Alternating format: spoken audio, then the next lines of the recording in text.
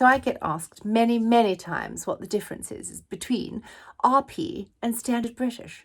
So received pronunciation is what has been taught, received. You'll receive the accent. So a long, long time ago, when people were taught how to talk, they received this particular type of pronunciation. And you'll find that these days it's more the upper classes or the Queen. The Queen talks like this still. And frightfully posh people. And then you've got people like me that speak Standard British. And I've called this Standard British because I'm an accent teacher. So I have named this accent Standard British.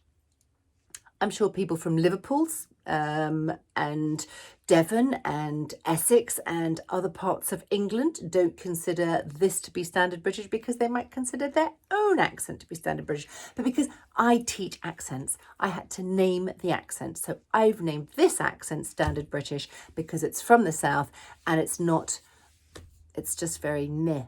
It's not like Scouse, which is like, it's got a flavour to it. Devonshire, like, it's got that flavour to it as well. But yeah, so that's the difference between Standard British and British RP.